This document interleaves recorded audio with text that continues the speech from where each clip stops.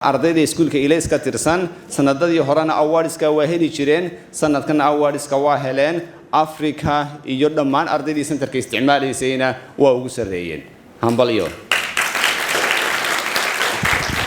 For the English exam in IGCSE, she received the highest mark in Africa. Lakin this is the first of its kind. Centerku ay hesho waxaana helay Sabreen Daoud Hassan.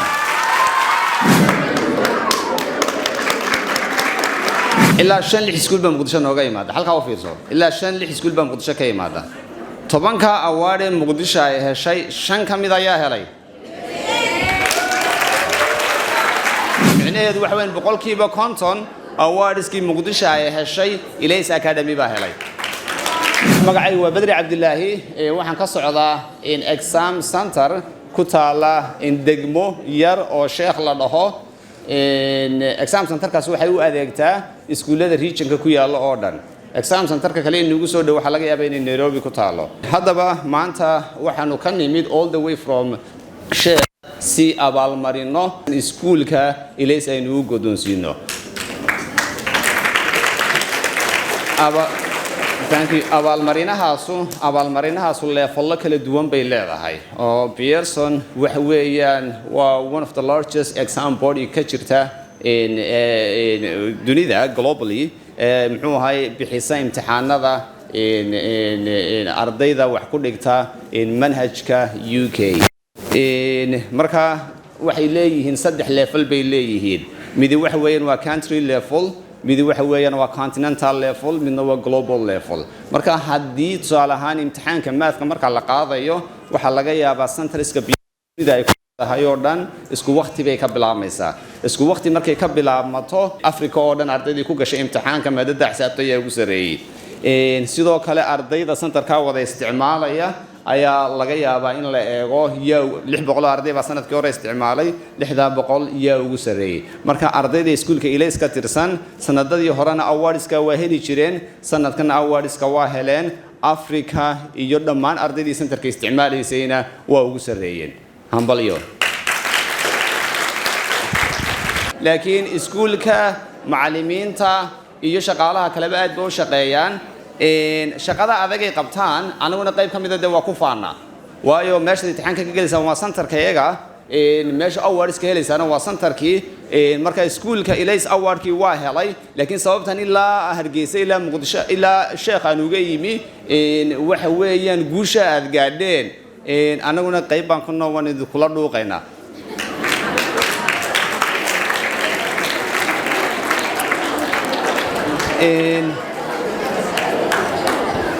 hadaba awardska halkan aan ku jiraa ku sida waa 5 award weeyaan halka u fiirsada please 5 award baan sida guud ahaan centerkeenu guud ahaan waxaynu helay 13 award 13ka award aynu helay Muqdisho 10 award bay heshay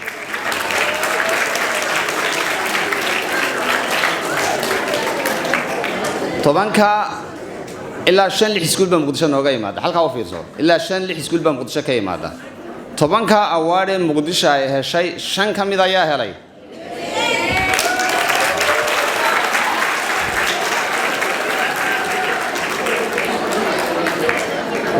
shan award oo kamida waxa helay Ilays Academy micnaheedu waxa weyn boqolkiiba 50 awardskii Muqdisho ay heshay Ilays Academy baa helay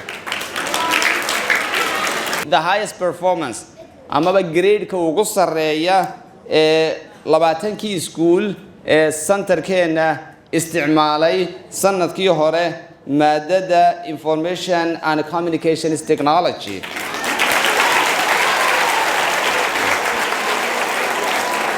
maadada IGCSE oo physics-ka ah awardkan waxa weeyaan waa levelka centerka weeyaan waa ardaydii centerka isticmaalaysay oo dhan bay ugu sareysay maadada xisaabta awardkan kale maadada geography-ga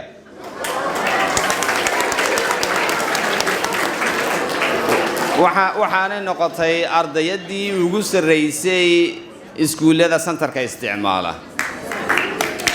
There is a reason award kan aan ugu dambeysiyay random mu ahayn waa intentionally I saved the best for the last awardkanu waxa weeyaan anigu intaan xasuusto waa markii ugu horeysay award noocan ah santarka iyaga laga helayo yaa noo keenay awardka markaa santarka leen ardaydaas uma dhigato iskuulka Faro Secondary School Ilays Academy bay dhigataa ardaydaas caadi ahaan marka Afrika lagu sareynayo sidaan hore u sheegay waxa weeyaan waa centriska Afrika ku yaalo oo dhan maadada awardka ku heshay Carabi maaha bal imagine in maadada Soomaaliya ay ku jirto kadibna arday Nigerian oo helay continental awardki oo ardaydeeni Soomaalida ahayd oo Soomaaligi kaga sareeyay so you're strange ma this hadaba awardkan saasi strange uu yahay waa first time aanu helay weeyaan ardayadaasu waxay ku heshay maadada Ingiriisiga English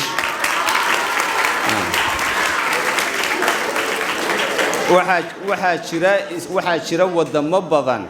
oo Pearson waanigan ku yiri 350 ayaaba all the countries in Africa ay ku leedahay wadamo badan oo luqadda Ingiriisiga as first language ugu hadla in Zimbabwe malaha Nigeria Kenya Uganda Tanzania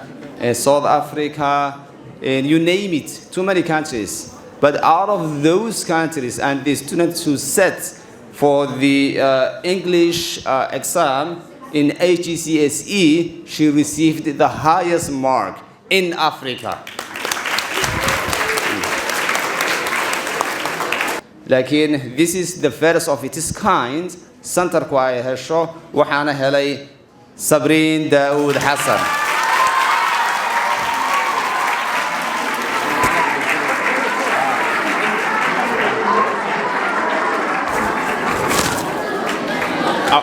award kan cid kale inay guddoonsiiso Sabreen uma ogol aniga guddoonsiinay